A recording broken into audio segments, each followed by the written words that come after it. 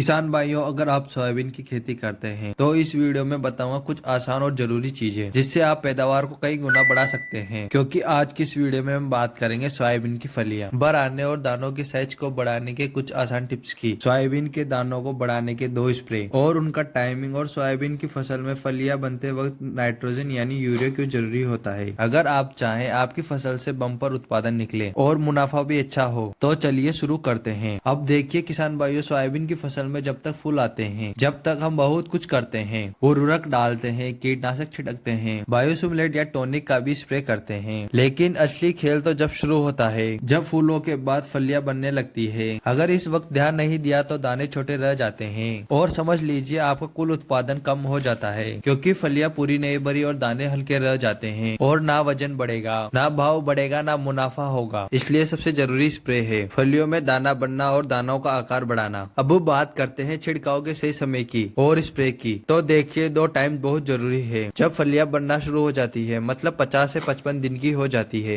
दूसरा, जब दाने बनने लगते हैं, मतलब 70 से 75 दिन की अवस्था। यह समय सोयाबीन की वैरायटी के हिसाब से रहता है। अब बात करते हैं छिड़काव की, जो 50 से 55 दिन में करना है। इस समय जड़ों को नाइट्रोजन लेने की क्षमता कम हो जाती है, लेकिन फसलों को नाइट्रोजन की आवश्यकता ज्यादा होती है, क्योंकि फलियां बन रही होती है। तो इस समय क्या स्प्रे करें? सादा और आसान तरीका, 2% छिड़काव करें, यानी 2 किलो यूरिया को 100 लीटर पानी में घोलकर। अगर आपको लगे फसल में पानी की कमी है, या पौधे कमजोर हैं, या हल्का पीलापन है, तो फिर आप इन 3 में से एक विकल्प चुन सकते हैं। पोटेशियम नाइट्रेट NPK 1 किलोग्राम पानी में मिलाकर स्प्रे करें। NPK 0:34 और यूरिया 1 किलोग्राम 100 लीटर पानी में मिलाकर स्प्रे करें। यह सारे फॉर्मूले फलियां बढ़ाने के काम करते हैं। अब पौधों को एनर्जी देते हैं। अब चलते हैं दूसरे छिड़काव की तरफ, जो करना है 70 से 75 दिन बाद। इस वक्त फसल में दाने बनने लगते हैं। यहाँ पर न सिर्फ पौधों को नाइट्रोजन चाहिए, बल्कि फास्फोरस और पोटास भी इतना ही जरूरी होता है। तो आप इस समय 2 विकल्प चुन सकते हैं। यूरिया फास्फोरेट 174400 1 kg प्रति 100 लीटर पानी में मिलाकर स्प्रे करें। NPK 005234 1 kg यूरिया 500 ग्राम 100 लीटर पानी में मिलाकर स्प्रे करें। और आप इसमें जरूरत के हिसाब से कीटनाशक और फफूंदनाशक मिला सकते हैं।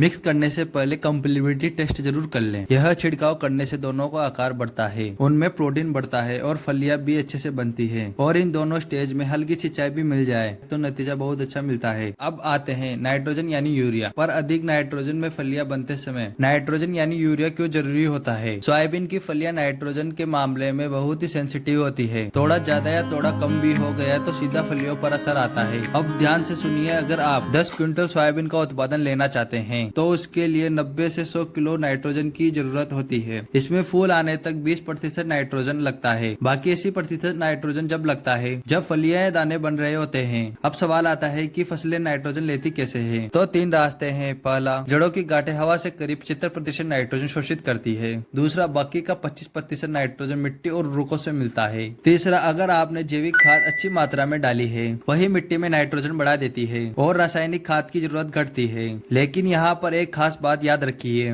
बुआई के समय थोड़ा यूरिया तो चलेगा, लेकिन उसके बाद ज्यादा नाइट्रोजन दे दी तो जड़ों की गांठें काम करना कम कर देती है। फिर पौधा हरा भरा तो दिखेगा, तना भी बढ़िया, लेकिन फलियां और फूल कम बनेंगे। अब जानते हैं कुछ जरूरी सावधानियां जो हमेशा याद रखनी चाहिए। छिड़काव हमेशा सुबह या शाम के समय करें, जब तापमान कम हो। घोल बनाते समय उर्वरक को पानी में अच्छी तरह से घोलें। छिड़काव पूरे पौधे पर बराबर होना चाहिए। मिट्टी की ताकत और फसल सहन के हिसाब से थोड़ी मात्रा कम ज्यादा हो सकती है। कोई भी खाद, टॉनिक, दवा स्प्रे करने से पहले उत्पाद का लेवल जरूर पढ़े और अपने नजदीकी विज्ञान केंद्र यानी कि KVK कृषि अधिकारी सलाह जरूर लें, क्योंकि हर खेत की जरूरत अलग हो सकती है। तो किसान भाई, ये थी सोयाबीन की फलियां बढ़ने और दानों का आकार बढ़ाने की पूरी टिप। अगर आपने इस बात को ध्यान से अपनाया तो यकीन मानिए आपकी फसल का वजन भी बढ़ेगा और भाव भी अच्छा मिलेगा और मुनाफा भी बढ़ेगा। तो आपको ये जानकारी अच्छी लगी हो तो एक लाइक करें और कमेंट करके जरूर बताएं क्या अच्छा लगा। और हाँ, हमारे चैनल पर नए आए हो तो सब्सक्राइब जरूर करें।